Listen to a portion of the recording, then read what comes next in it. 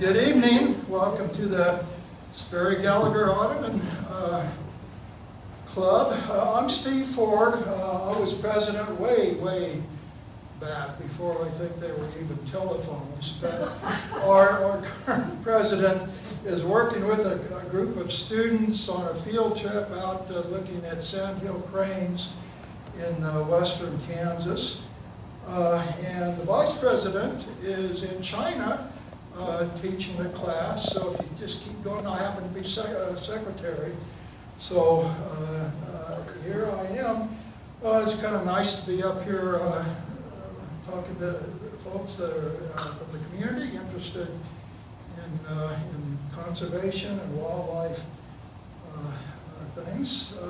Tonight, Dr. Jamie Phelps is going to talk to us about some ecological relationships among butterflies, but before we ask her to speak to us, we'd like to sort of start out seeing what birds we've seen. And I'll start us out. Last week, we live on a strip pit. Last week, Cindy and I looked out our back door window, our door, and there were about, 75 or so cormorants. They were something, I don't big black bird. Cormorants, and they were there for a couple days, and what fun they are to watch. They're real clowns. So it was a pleasure to see them. And we're starting to hear a few of the spring birds come in. But what have you guys been seeing lately? A lot of cardinals. A lot of cardinals. Yeah, good. What else? I have a very persistent Cooper's hawk, and he is not afraid of me. You look like Bray. Yeah. We've seen a few Coopers around, and maybe more this year than He previous knows years. where my feeders are. Yeah, we do, sure. Who's feeding birds? Yeah, and Cooper's hawk, sharpshins. We saw a sharpie a few weeks ago at our feeder. Yeah, they're kind of fun. They have to eat too, you know. We went paddleboarding today and we saw 2 blue herons. There's Good. birds. Yeah. Aren't they neat? They're beautiful. Yeah, we've got a blue heron with the you want to call them mergansers.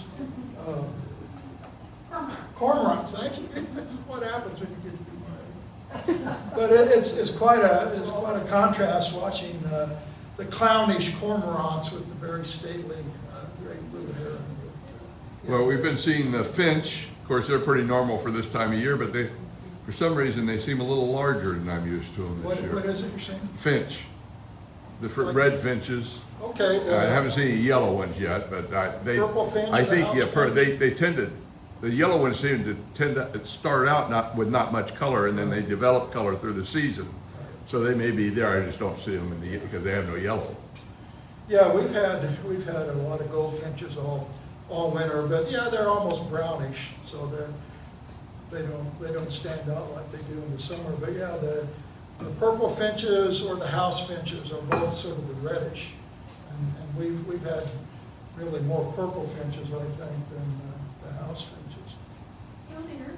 Killdeer, yeah, Cindy saw some killdeer the other day. Oh, did you? Good. Good. Mockingbirds. What else? These are good birds. A few woodpeckers, and that are always here. But Yeah. and we saw one pretty good sized bird. We didn't know what it was. It was as big as a jay, but it wasn't a jay. Yeah.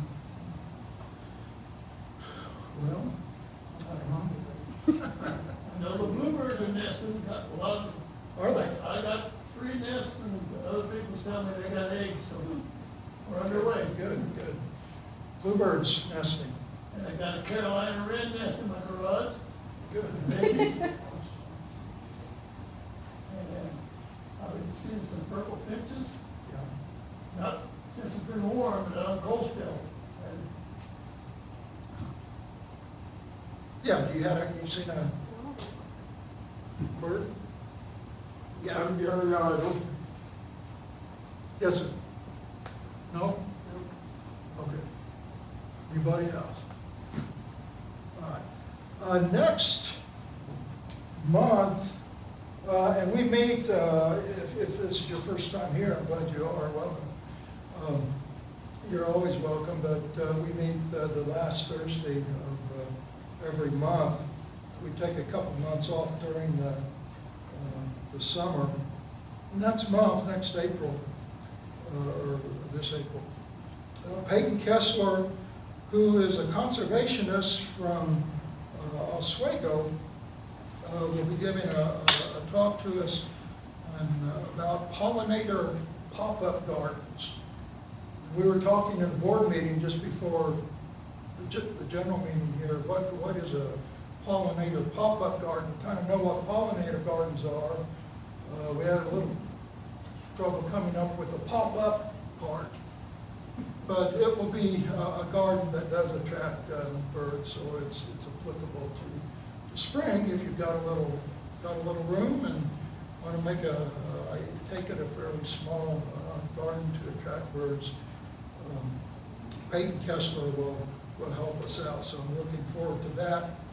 And then in May, the last Thursday in May, we have a picnic. We'll talk more about that probably this next meeting in April. But the director of the Kansas conservation organization called Audubon of Kansas, which is kind of the parent group to SPERRY-GALLIGAR here, and kind of not. But her name is Jackie Augustine, and she's been here before, talking to us before. She's always a very knowledgeable, interesting speaker. So she'll be at the picnic, which is not here. It's somewhere else, but we'll talk more about that in April. Anything else? The board members have anything else that I've forgotten? Okay, well, I'll leave the floor open to Dr. Jamie Phelps. And Jamie, if you say a few words about yourself. Alrighty. So, like Mr. Ford said, I am Dr. Jamie Phelps. Steve, sorry, I'm Southern. I gotta use my manners. I've been here for 2 years now. I am an instructional professor in the biology department. Before I joined here, I spent 5 years at Louisiana State University earning my PhD, where... Could you put the microphone on? Oh, I never used this phone. Always the deaf people notice that. So I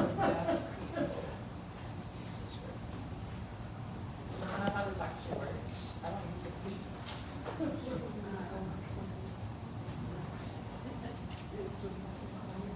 Or else maybe just project your voice a little bit more. Okay. If I talk like this, can everyone hear me? Yes. Yes. Okay. I'll try to stay this loud. I'm sorry if I get quieter. I am a softer spoken person in general. So, I spent 5 years at Louisiana State University working on my PhD, which largely focused on different traits that butterflies have accumulated, mostly looking at coloration, but doing some stuff looking at sexual dimorphism, which is differences between males and females. And before I started at LSU, I went to my undergrad at University of North Carolina in Greensboro, where I majored in both biology and environmental and sustainability studies. I spent 4 amazing years in North Carolina, fell in love with the Appalachians, but I fell in love with the swamps of Louisiana too, and I'm really liking the Ozark Highlands and the prairies of Kansas, so I just really seem to pick good nature spots for myself. It's been pretty fun. But originally I'm from Dallas, Texas, so I've kind of been bopping around a little bit, though really happy to be here at Pitt. And to meet Dr. Needs' expectations, I have a couple of jokes for you guys before I start. So, did you guys hear there's a movie coming out about a fish with cancer? Yeah, it's called Finding Chemo. Alright, I got another one for you. It's bird related. So, what is orange and sounds like a parrot? A carrot. Alright, so now that the ice is broken, now that we're into it, I'll go ahead and get started. So I'm really excited to talk to you guys today about some of my research that I've been doing. and I've kind of been expanding a project from my dissertation a bit more, and I've been really interested in different traits that pupae have accumulated. So pupae are a particularly vulnerable phase of life for many insects. I'll go a little bit more in depth shortly, but we're going to be looking at different defenses that these organisms have accumulated for this very vulnerable life stage. So, moths and butterflies are in the order Lepidoptera, which means scaly wings. So if you were to touch the wings of an adult butterfly or moth, you usually get some dust transferring on your fingers. That's actually the scales that are on the wings. And it's the scales that have all those really pretty colors that you can see. But butterflies and moths are insects. Insects are a class within the phylum Arthropoda. So arthropods are the most numerous animal phyla on Earth, accounting for a bit over 80% of all animal species. Insects themselves account for about 60% of all animal species. So this group actually has a lot of diversity. It includes chelcerets, which are things like spiders and horseshoe crabs, crustaceans, which are real crabs, shrimps, lobsters, myriapods, which are centipedes and millipedes, and hexapods, which include insects. So before I get into hexapods and insects, I'm going to give you guys a quick little rundown of these main different groups that are within the arthropod phyla. So chelcerets, they are actually defined as having chelcerae. Chelcerae are pincher-like mouth parts. So if you can picture a spider or a scorpion, they kind of have these little pinchers at their mouths that they use to grasp on to prey items. This group is also characterized by lacking antennae. So the other groups that we'll look at, they have antennae, which are mostly used as chemoreceptors, so they look for chemical signals. Sometimes they're also used for other senses like touch, and it helps these arthropods sense the world around them. But this group lacks those antennae. So potentially your fun fact for the day is that horseshoe crabs are actually more closely related to spiders than they are to actual crabs. But one of the fun things about crabs is all arthropods really like that body shape and form. So there's lots of things that look like crabs that aren't actually crabs. We've got true crabs. Horseshoe crabs aren't one of them. Coconut crabs aren't one of them. Spider crabs are also actually in this group and not real crabs either. It kind of gets wild when you get into these intricacies and these different body plans that have become really successful. And we're going to look at some successful body plans shortly too. But this group, like I was saying, includes ticks, mites, spiders, scorpions, vinegaroos. It is a really extensive group. You get lots of really cool diversity. And most of these organisms are actually terrestrial, which is also pretty fun. Some of them are going to be aquatic, but the other groups that we'll look at actually have a lot more aquatic species comparatively to chelcerets. So, crustaceans. Almost all crustaceans are aquatic in some capacity. There are some exceptions. So isopods like roly-polies, they're actually crustaceans, but they are terrestrial. They live on ground. They do not live in the water. This group includes like barnacles. So these are gooseberry barnacles. They're super cool. I just recently led our spring break trip down to South Padre and we saw a bunch of these guys. It includes shrimp like prawns. It also includes not real shrimp, like mantis shrimp. You can have lobster, so this is a spiny Peruvian lobster, wherever that picture is, it's over here. And then this is a blue crab that I also found in South Padre, and it spit at me when I tried to pick it up. But I did not get pinched by this one. I did get pinched by a ghost crab, but that one's a little smaller, so it did not hurt. It was okay. But crustaceans are characterized by this super hard exoskeleton. So the exoskeleton is composed of carbohydrate, and I believe if I'm remembering correctly, it's chitin. So it makes a very hard, thick shell that's very tough for different predators to break through. This chitinous exoskeleton is actually shared across all arthropods. This group actually has two sets of antennae, and they have body parts that are adapted for swimming. So if you think of like the tail of a lobster or those little hind legs of a crab, they have body parts that are flatter and used to push through water. Then we get our myriapods. Myriapods aren't necessarily everyone's favorite group because it includes centipedes. Most people really don't like centipedes. I'm also in that group, I will be honest. I like millipedes, I do not like centipedes.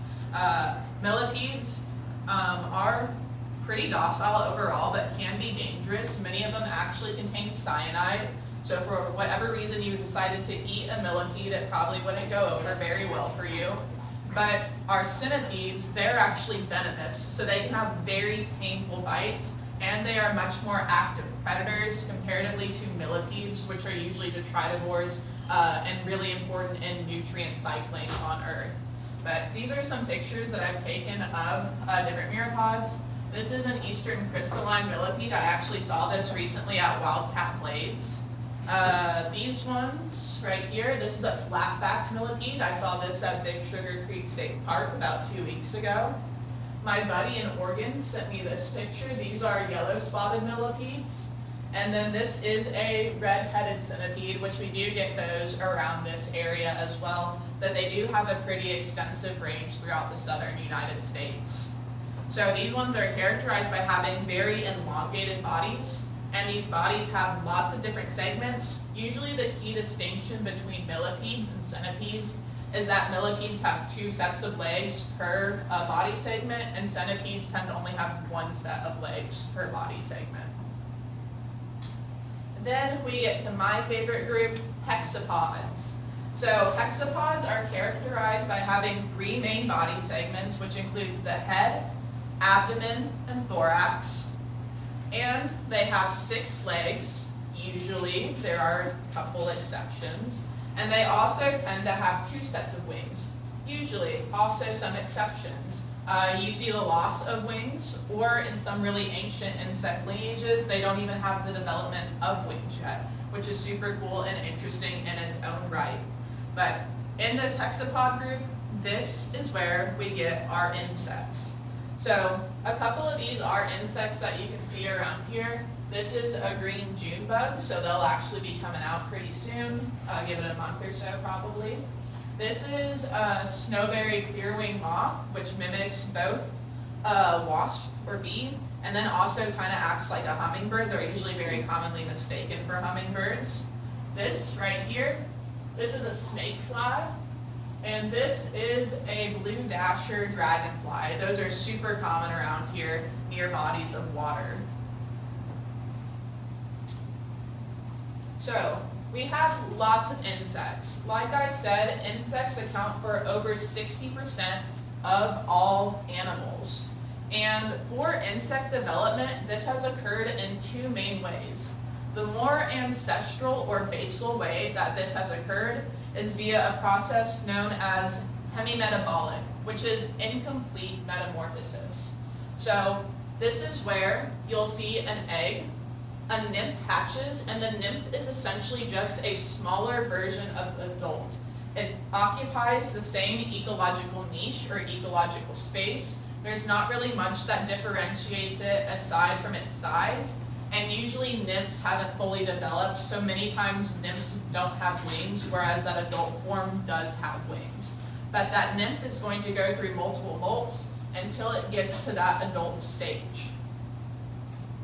Our other insects are what are known as holometabolic. This means that they undergo complete metamorphosis. So in complete metamorphosis, you have 4 distinct life stages: egg, larva, pupa, and adult. The adults are also called imagos.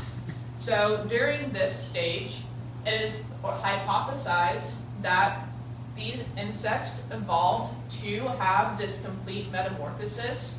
So there'd be a distinguishment between the larval ecological niche and the adult ecological niche. So in the case of our hemimetabolic insects, or insects undergoing incomplete metamorphosis, just going from egg to nymph to adult, they are competing for the same resources. But when you undergo complete metamorphosis, or you're holometabolic, you're not actually competing for the same resources. The larvae generally have different mouth parts comparatively to the adults, which means that they are exploiting different food resources. So they're not directly competing, This allows more separation between our larvae and adults and allows these organisms to not have direct competition with so many organisms in their given environment. So as we continue on, I'm focusing on holometabolic insects because I'm going to be talking mostly about this pupal stage. But first, I wanted just to show you guys the phylogeny or evolutionary tree of insects. So, holometabolic insects evolved only once. It is an apomorphy, which means that it is a trait that has evolved in this lineage, and then it is what is known as a synapomorphy, a shared trait amongst 11 insect orders, including lacewings, dobson flies, snake flies, scorpion flies, beetles, twisted wing parasites, which are a really fun group because there's some debate as to whether they're actually their own distinct order or an infra-order within beetles. You also have flies, caddis flies, fleas. Fleas are actually a really good example of insects that no longer have wings. And then we also have wasps, bees, ants, and then our butterflies and moths. So I'm going to be focusing on butterflies and moths, but before I start focusing on these butterflies and moths, I do want to show you guys that there are actually different pupal forms. Oh, that's the next slide after this actually. But a lot of these insects are holometabolic. So even though it's just 11 orders out of 29, again, probably depends on the taxonomist you're talking to if they want to tell you it's 29 versus 27 orders. But 11 of these orders are holometabolic, and it actually includes the most speciose orders. Beetles are the most numerous animal group on Earth. It is estimated that 1 in every 4 animals is a beetle. There's actually a really fun quote by an amazing biologist by the name of J.B.S. Haldane, and it goes something along the lines of, I don't know if there's a creator or not, but if there is, he has an inordinate fondness for beetles. There are just so many beetles that exist on Earth. They account for over 400,000 species. Lepidopterans, butterflies, and moths are the next most numerous group at about 180,000 described species. Flies come up kind of quickly after at about 170,000 described species. So these are our most speciose groups, and they actually account for over 80% of all insects, which in turn accounts for 45 to 60% of all animals. So this is a really cool strategy that a lot of animals on Earth are utilizing. So now I'll tell you about our pupal forms. So we have optect. Optect is probably what most of y'all are thinking about if you're thinking of the pupal form, especially because butterflies and moths are probably on your mind right now. So optect pupae are very compact. The legs and other appendages are completely enclosed within. So if you're really familiar with the anatomy of the pupae, you can usually tell where at least the wings are, but you're not going to really see individual appendages or body parts. And optect pupae, this is the form that our butterflies and moths utilize. We also have exarate pupae. Exarate pupae, the legs and other appendages are actually free and extended.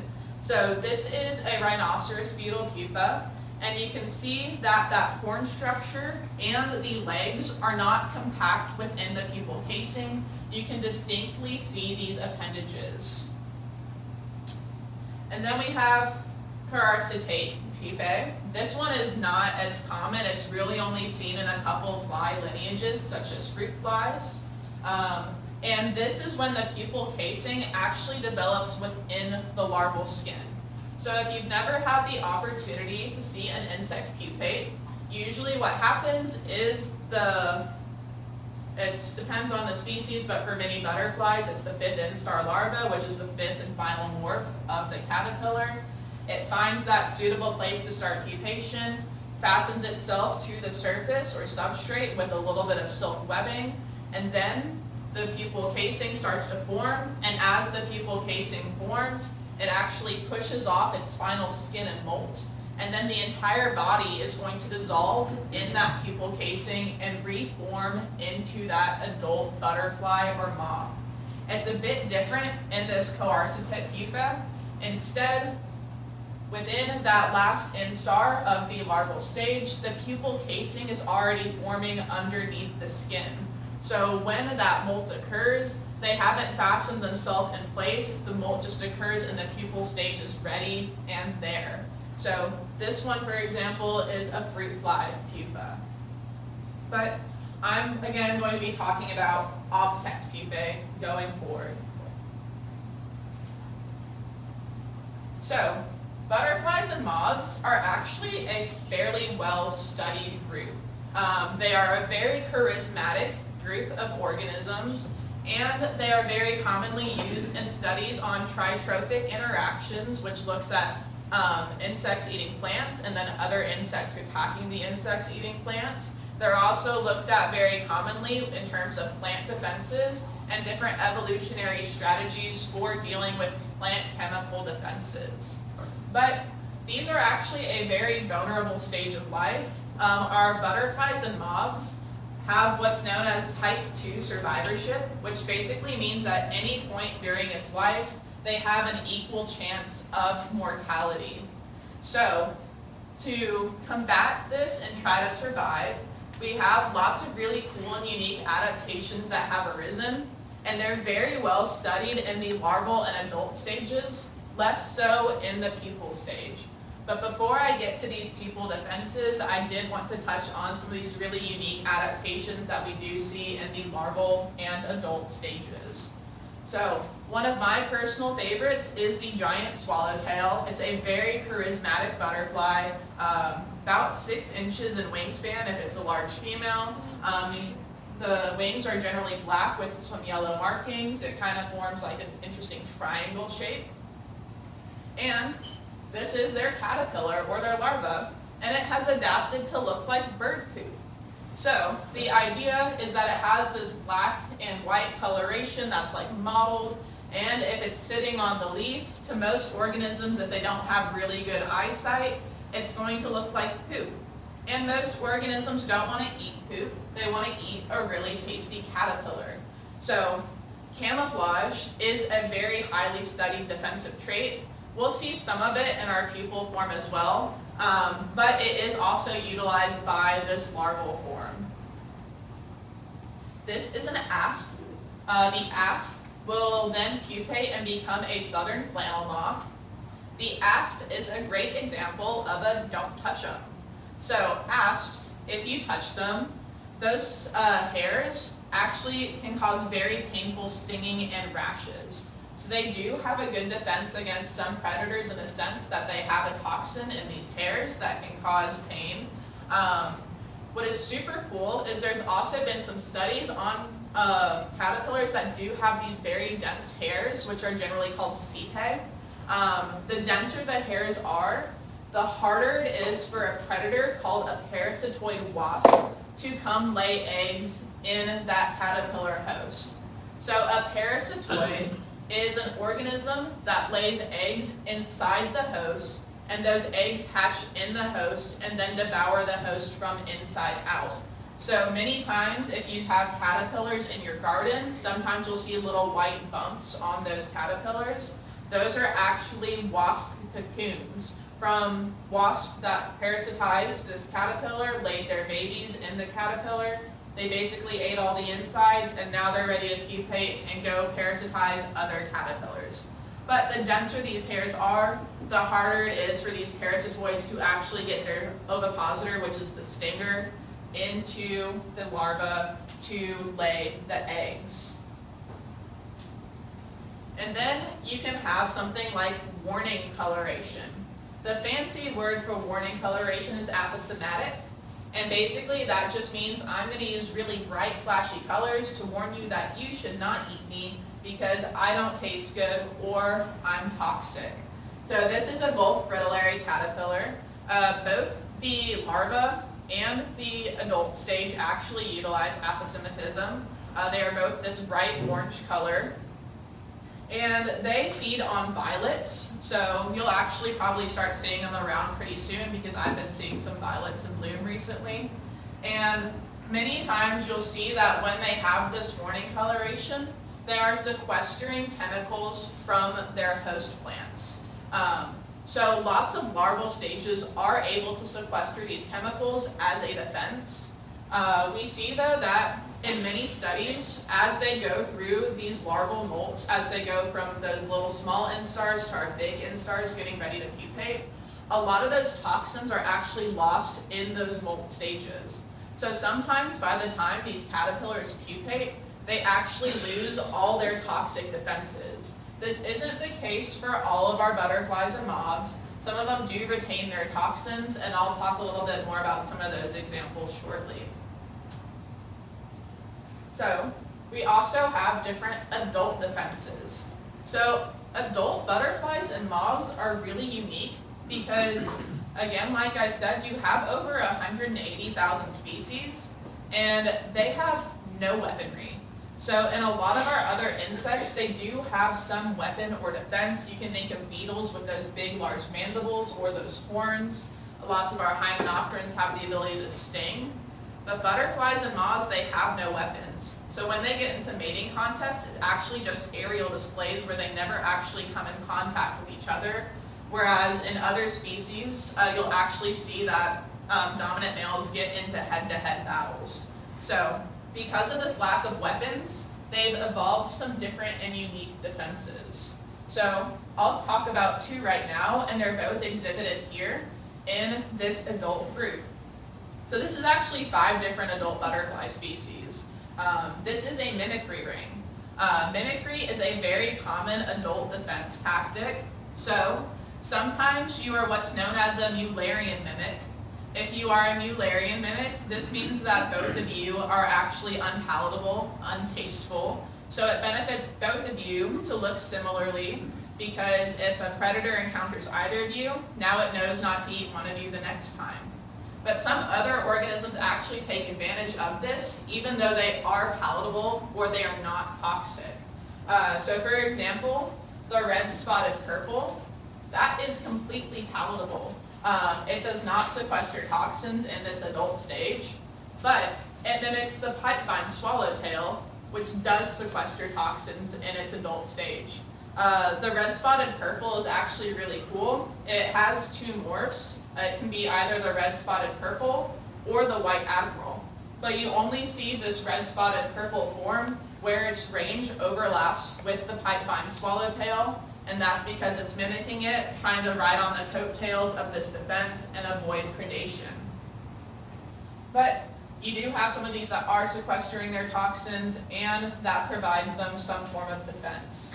Additionally, it has been shown that they have a really unique enzyme within their thorax that when they get into these longer periods of flight, this enzyme actually increases their endurance, which is really helpful because that means they're able to fly longer than some of their predators that might be trying to chase them.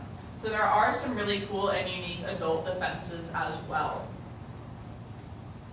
But now let's get into the cool stuff. What pupal defenses do we have? So both the larval and adult stages are mobile. They can move, they can leave that area where predation is occurring, or at least try to leave that area where predation is occurring. But pupae are sessile. For the most part, they are fastened in place and they are not really going to be moving after pupation has occurred. But there are multiple interesting defenses that have evolved that pupae are able to utilize. So I'll go a bit more into it, but for example, they can have chemical defenses, they can use some form of locomotion or movement, and they have many morphological defenses. They can also use silk. I'm not going to go too into silk.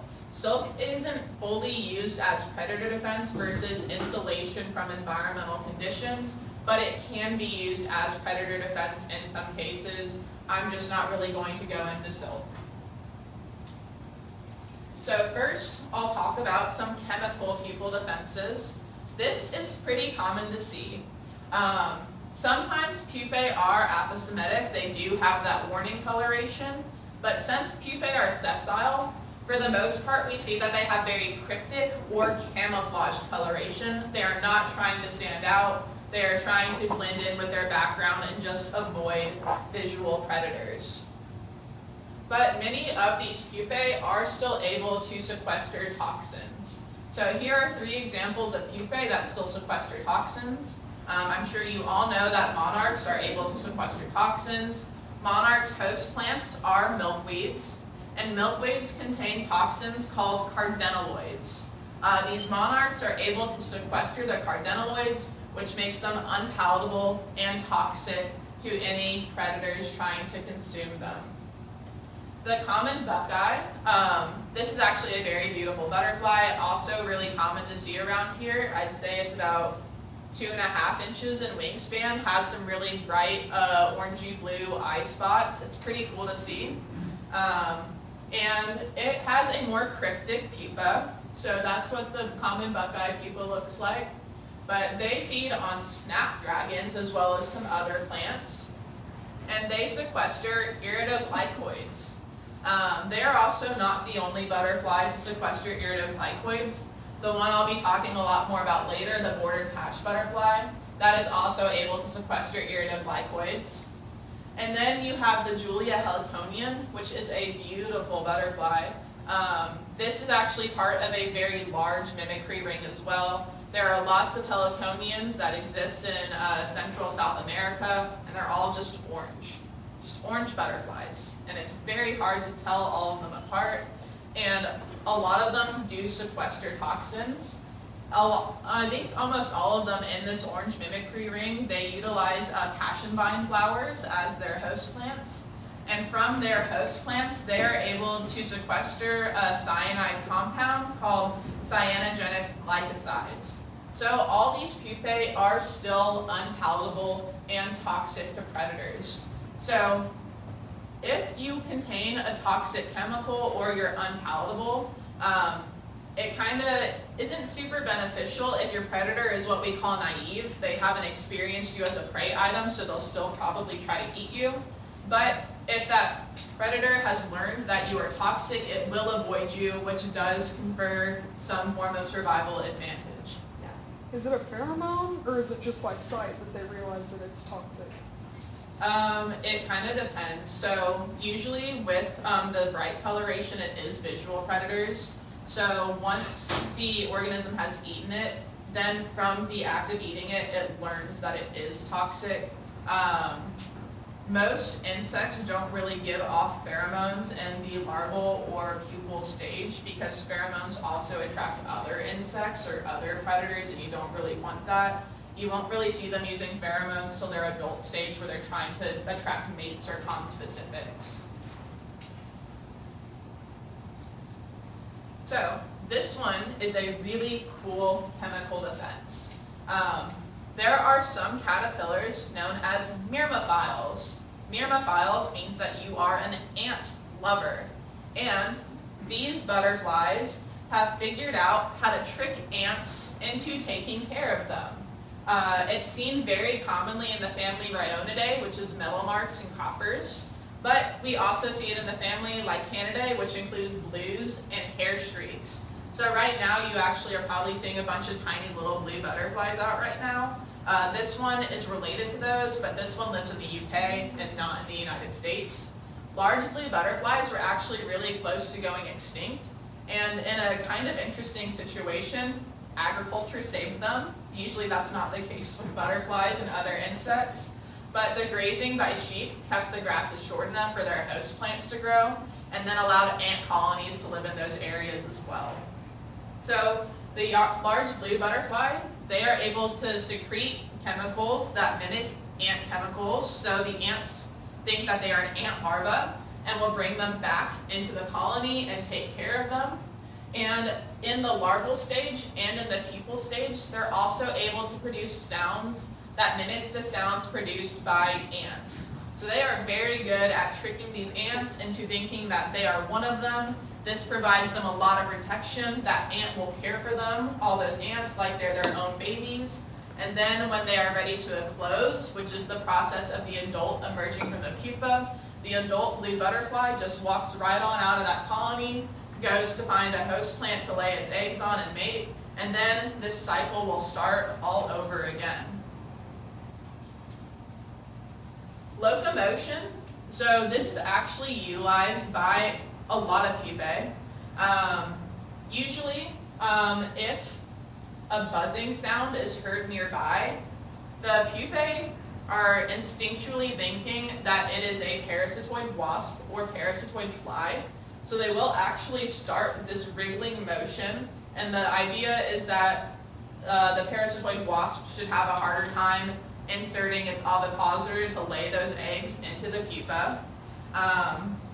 So that was actually a really cool study. To mimic the buzzing of parasitoid wasps, they used an electric toothbrush to mimic the buzzing and vibrations. There was another recent study done in Japan on tobacco hornworms, which is the species that you're seeing wriggling here. And for this study, they decided to poke pupae with forceps to mimic, I guess, the beak of a bird. And when they were poking these pupae, they were actually documented to release an audible hissing sound, which is also thought to be a defense to deter this predation. And then we have a lot of morphological defenses. So I already mentioned that many pupae are cryptic, have that camouflage coloration, though some choose to go a different route. You can have this heliconian species. This is the tiger heliconian. It's a tiger heliconian.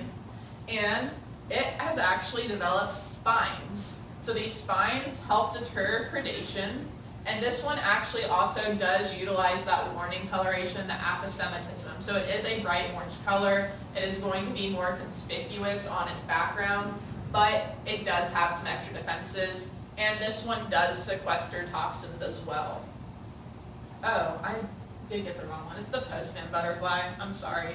It's the postman tiger heliconian. We're so close. But you can also have the owl butterfly. The owl butterfly is an nymphalid as well. So both of these are actually in the same family that monarchs are. And the owl butterfly, its pupa mimics a snake's head. So you can kind of see it down here. It looks like the head of a snake.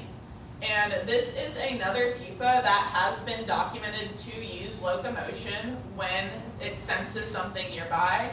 So when a predator comes near, it literally looks like a snake head that is moving on the tree. And for most predators, especially birds, if you're seeing a snake moving, you probably don't want to get too close to that head because that means your lunch and you're not getting lunch. So there are some really cool morphological defenses that have adapted. But before we get into the rest of the talk, I do want to touch on a definition or two.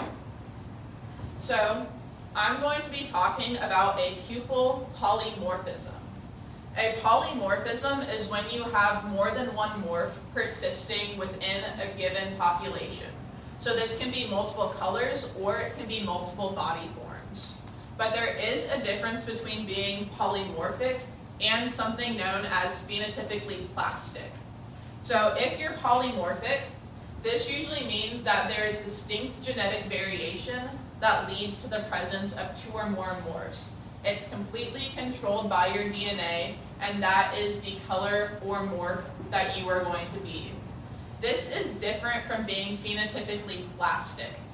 If you are phenotypically plastic, this actually means that one genotype, one type of DNA, can produce multiple phenotypes, multiple body colors or plans.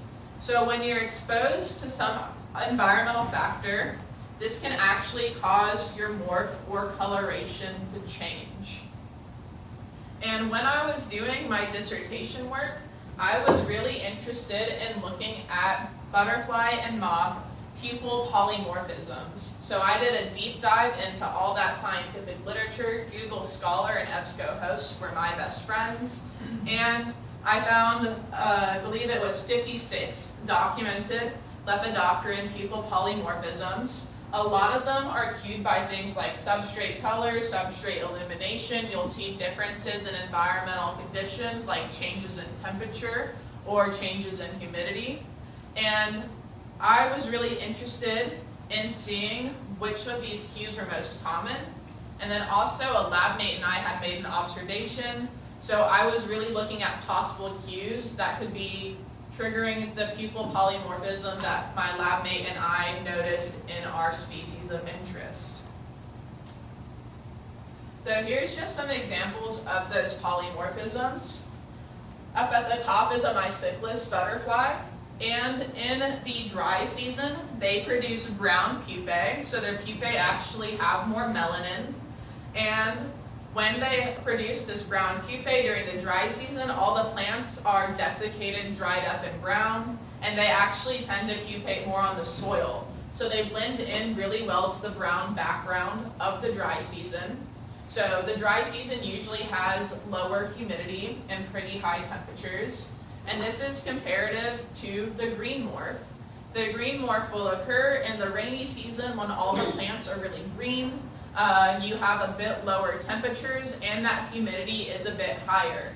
So those differences in environmental conditions are triggering whether you get the green or the brown morph. This is also seen in a swallowtail butterfly, a Papilio species. This is Papilio poloites. And based off those environmental conditions, usually for this species actually had like 5 different possible environmental cues, but substrate color was one of them. So if it was pupating on green plants, they tended to have green pupae. And if it was pupating on a brown surface like soil or a desiccated or dying plant, it would have brown pupae.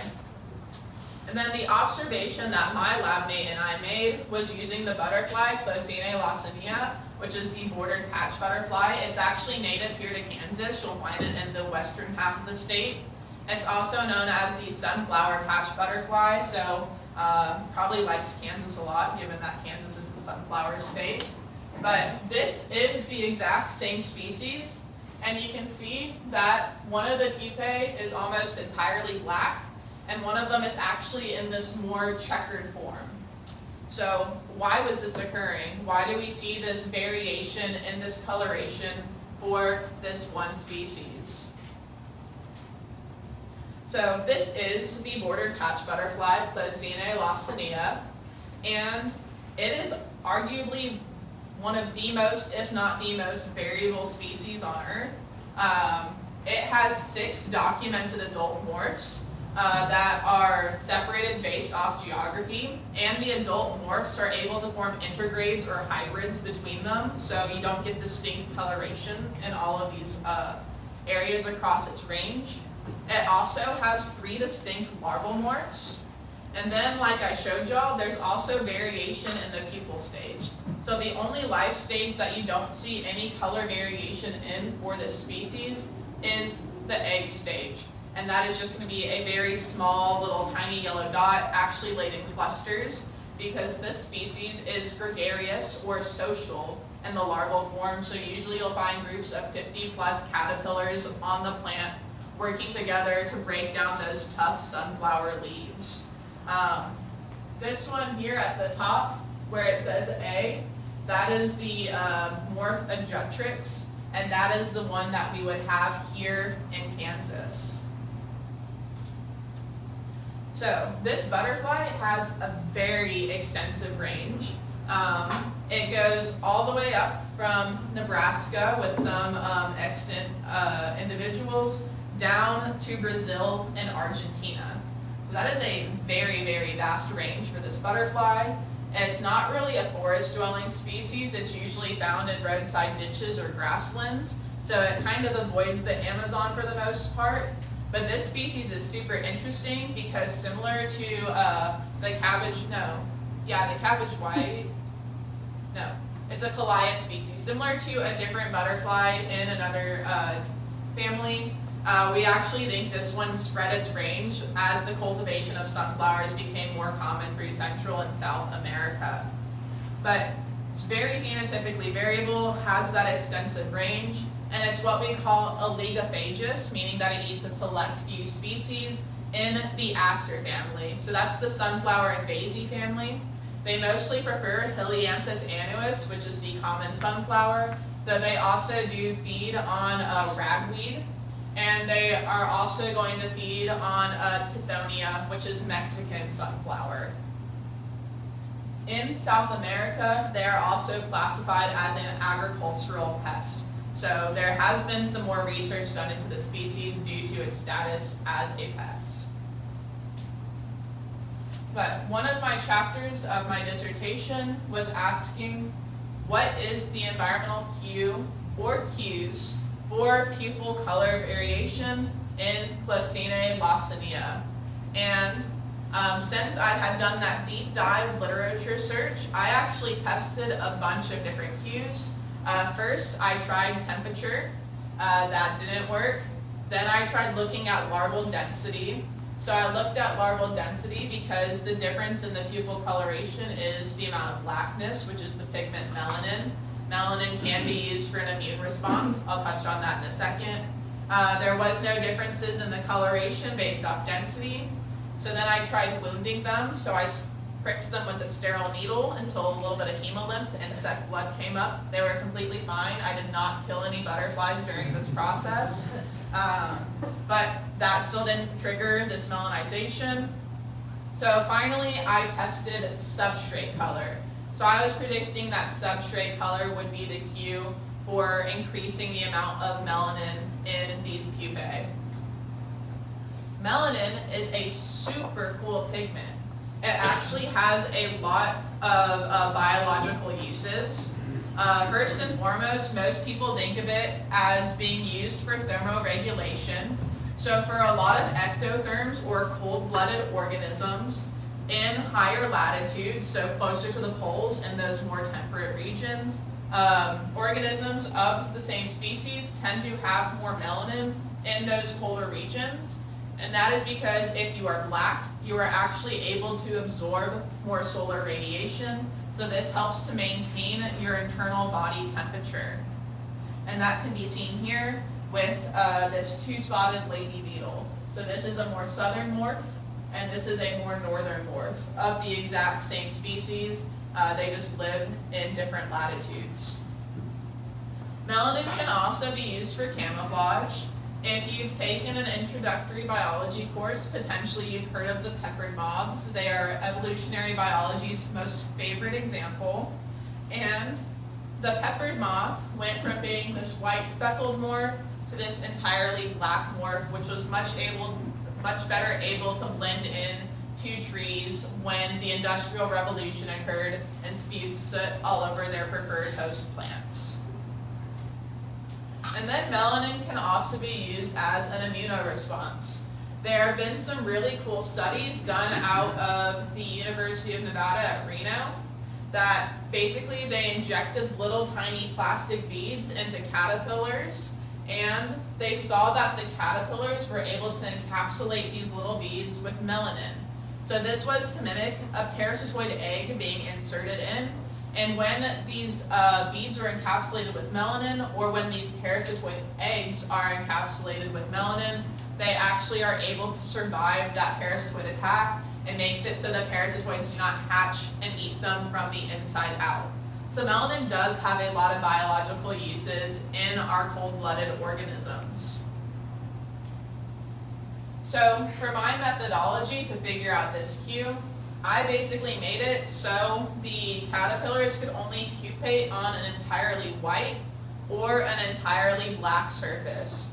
And to do this, I placed 3rd to 4th instars in 32-ounce styrofoam cups that were painted with non-toxic paint, either white or black on the inside, and then covered the cup in a corresponding mesh color. And I did this twice, and I had 20 individuals in each of my sample trials. Then I placed these cups in an incubator, which is a growth chamber where I can control environmental conditions, and I gave them an 18-hour light and 6-hour dark cycle, which mimics the summer conditions in more temperate regions, and kept the temperature constant at about 82 degrees Fahrenheit, and humidity was fairly constant around 30%. And every day I went in there and I cleaned all their insect poop, which is called grass, out of those cups, and I gave them new sunflower leaves to feed on. The reason that I waited till the 3rd or 4th instar is because, like I mentioned, they're gregarious species and they're not actually able to live on their own until they reach those older life stages. So after I put them in these cups, I tracked their development and waited till they pupated. And when they pupated, I would take pictures of them in a standardized image setup on a gray background, which made it so when I converted the image to a binary scale, so I basically had only black and white pixels. And then when I had black and white pixels, I was able to calculate the ratio of white to black, which gave me a percentage of blackness in each of these pupae. In addition to calculating the amount of blackness, I also recorded the sex upon eclosion, so I recorded if they were males or females. And I also calculated the time to eclosion, so how long were they actually in this pupal stage. So this is what it looks like when you do the analysis for color in ImageJ, which is an image analysis software. You upload your image, you convert it to this binary scale, which is just black and white, and then you trace around your object of interest. Once you trace around your object of interest, you can generate a histogram for your pixels. And since I only have 2 pixel colors, I only have black and white. So I was able to get the total number of pixels and the number of white pixels and the number of black pixels. So that's how I was able to get my percent of blackness by doing this calculation within this software. And what I found is that pupae that were reared on black backgrounds had 78% more melanization than pupae reared on white backgrounds.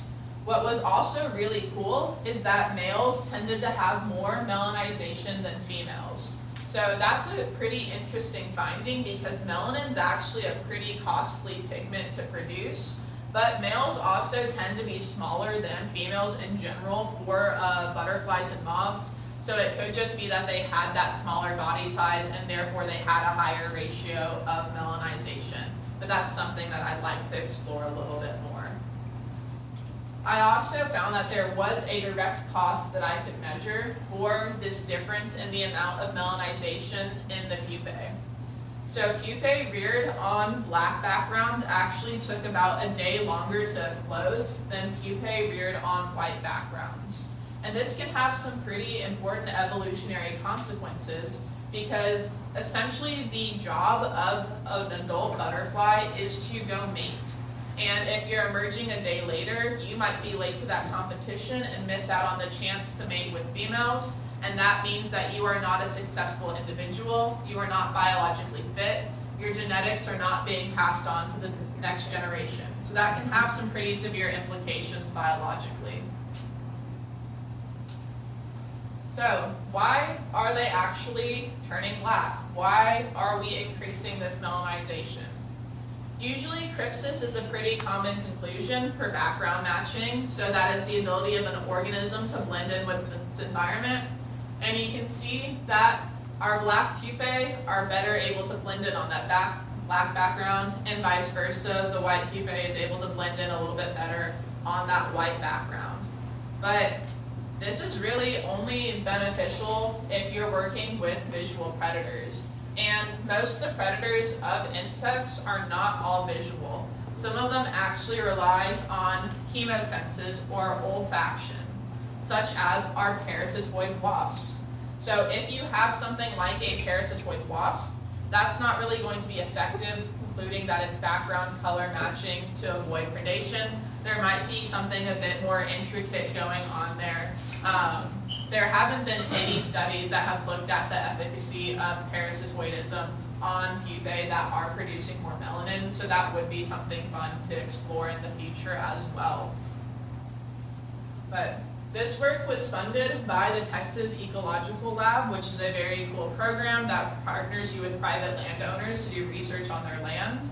I would also like to thank Louisiana State for letting me do this research there and giving me my degree. And thank you to Pitt State and SPERRY-GALLIGAR Audubon for letting me come chat with y'all today. And I will happily take any questions that you guys have. Thank you.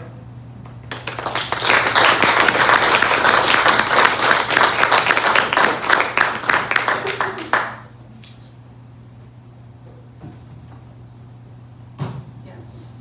Okay, so for one of the butterflies, you're talking about how they come in like 6 different varieties. How did they find out that they were all the exact same butterfly? Was it just through the larval stage?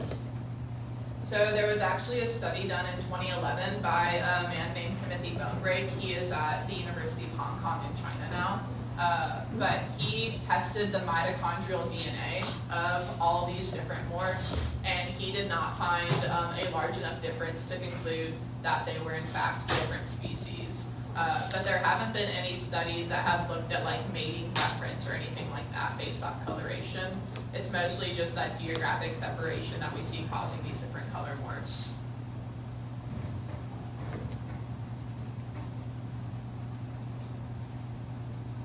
And for the ones with chemical defense, Yes. are those chemicals specific towards certain species, or are they defensive against a wide variety?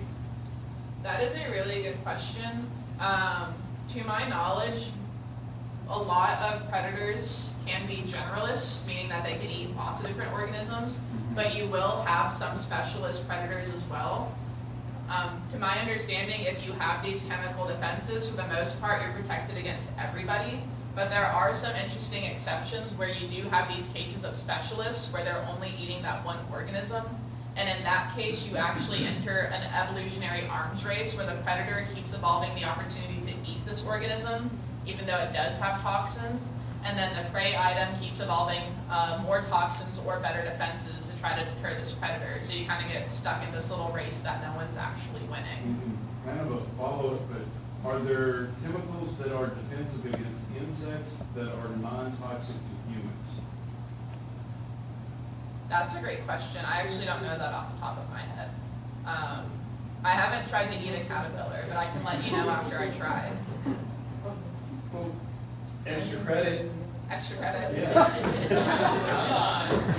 I'm not in class with Dr. Phelps right now. Eat the butterfly. Eat the... Yeah, we can all eat butterflies. I've been eating crickets before, but those don't sequester toxins. Yeah, we want to eat them all. It is protein. Right up a little butter is good. There's several species of milkweeds, and the monarch, as I understand, is most attracted to the common milkweed. Does it have more toxin than some of the other species of milkweed? I'm not familiar with all the species of milkweed, but I know that a really big issue recently has been that the tropical milkweed is becoming more common. And the tropical milkweed actually has more cardinaloids than the common, to the point that the monarch can't even tolerate the tropical milkweed very well. So there could be something fun going on there too. Is there different variations of Apoca ace? That what? Like the milkweed family name, like is there different branches of the milkweed? Ooh, that's a good question for somebody who knows more plants than I do. Well, dog beans have been combined with milkweeds now. So dog bean kind of looks a little bit like, it has enough similarities that there used to be 2 families in one. Oh.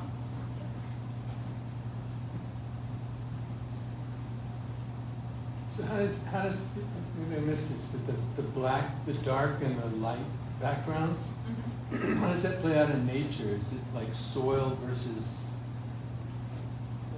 Yeah. So in a lot of cases, it is like soil versus plant. And usually, depending on where they pupate on the plant, that usually means that they're going to be white. And if they're on soil, that means they're going to be darker. For this species, they are known to wander off. They can pupate on host plants. They've also been documented as pupating on like fence posts. A really big thing that generally comes into play with substrate color is also substrate illumination. So how much light are they actually receiving? I didn't specifically test substrate illumination, but I would assume that it probably comes into play here as well. So that is to say, if there's more light in that given area that's hitting them, rather than actually just being on a specific color, that could also probably influence how much black they are producing. This is a silly question, I think. I need to say this, but, you said that the bugs tend to have more melanin the farther north, so they absorb more sunlight. But in humans, yet, we have more melanin in the tropical regions, and we get lighter as we go north. Is it because of the variables that we've evolved that way, or why, why wouldn't we want to absorb more sunlight when we go north, as humans, as far as. Yeah. So that's What's the actually, deal?